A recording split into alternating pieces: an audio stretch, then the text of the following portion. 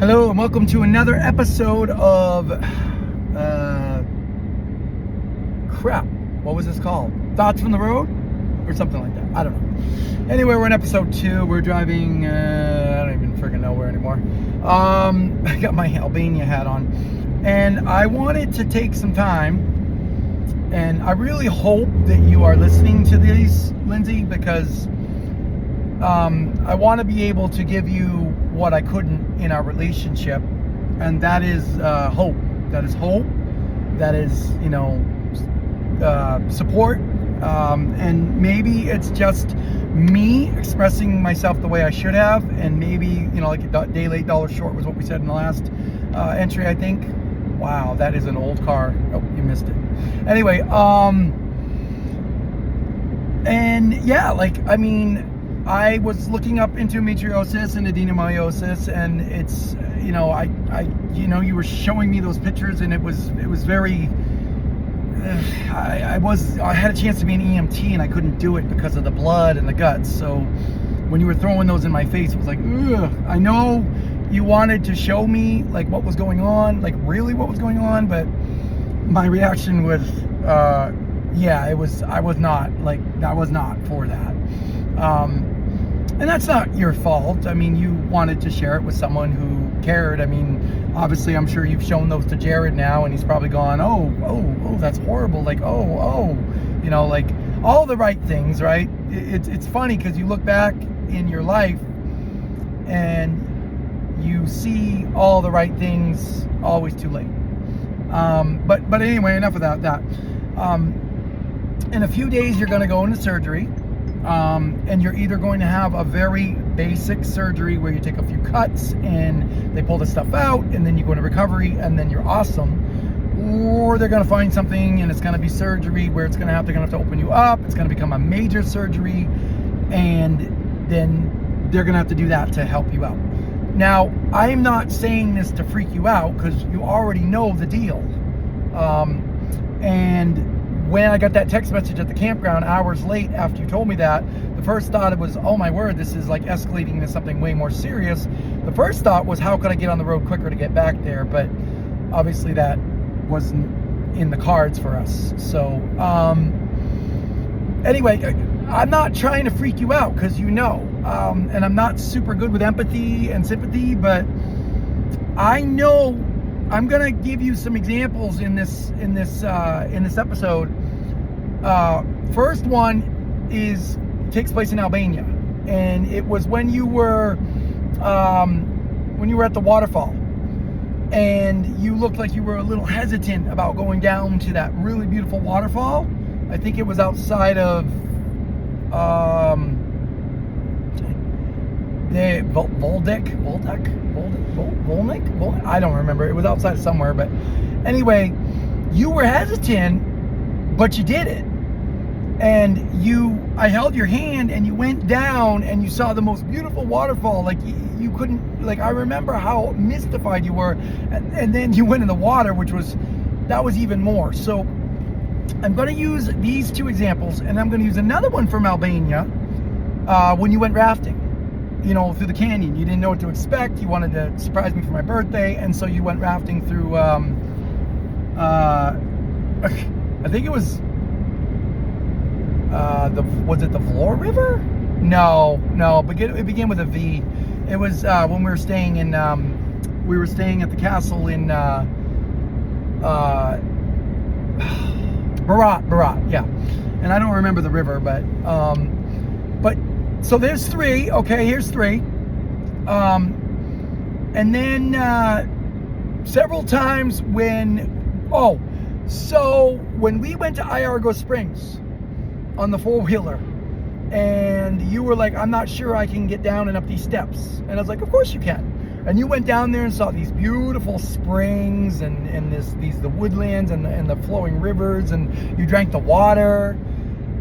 Those are 4 examples of the Lindsay Henderson I know that absolutely can rise above, that absolutely can get through this. So I could come up with 10 million examples, obviously. I'd have to think about them a little more in depth, but Okay, I got one. Europe. You came back to the rental car and I had split. Or no, I left. You went to the hotel alone, got up the next day, and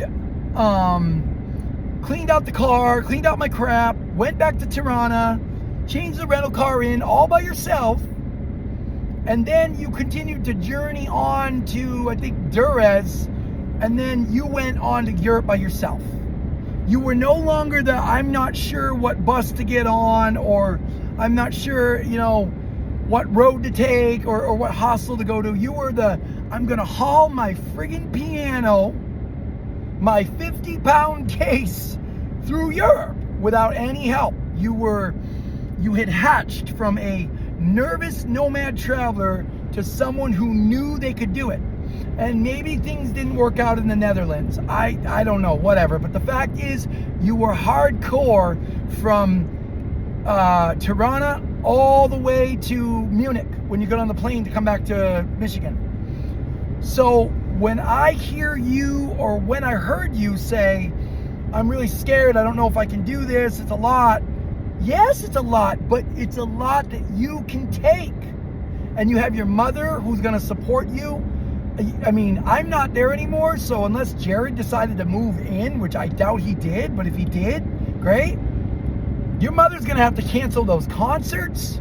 Your mother's gonna have to cancel those church events. Those were all events she was going to have me stay home with you for. So unless you're okay being alone during your recovery, which I hope you're not, because you'll need things, your mom's gonna have to just wipe out her life. And she probably will do that for you because she's your mother and she loves you. I mean, I was gonna drive my car that I didn't even know if it would make it, a few miles. I was gonna drive it back.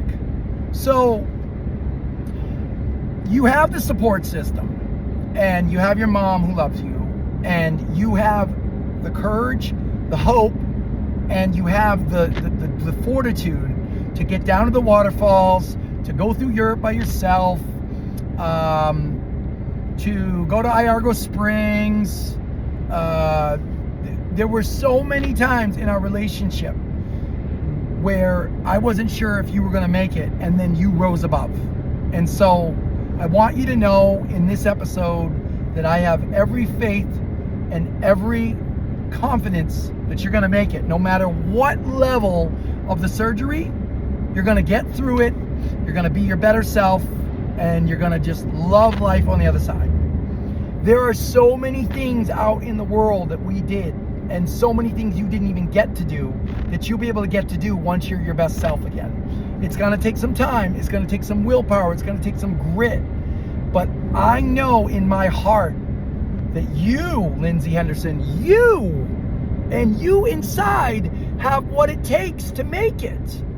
I've always believed in you. I've always prayed for you, and I pray for you every night. So whatever it takes, that's the strength, that's the courage, that's the Lindsay I fell in love with. The person that was, I can travel to Mexico or Guatemala without even knowing real Spanish, and I can make it. And you did. And then you went to Costa Rica and you made it. There was a little bit of a fall on a sidewalk, but you made it. And then you went back to Guatemala, and then you lived in Playa del Carmen, in a Spanish-speaking country. You got yourself a roommate. You got yourself some friends you were talking to. You can handle this. You have my support. You have my confidence. I know this episode seems like it was redundant, but I can't drive that enough into your head that you have what it takes to make it through this. And whether I'm beside you, holding you, and helping you walk, or making your vegetable or your meals that you needed, your special meals, or whether I'm afar and I have nothing to do with your life on hand, but I am still out here going, yes, she can. And have always believed in you. And I'm sorry if I didn't say that enough, because I have. I always will believe in you.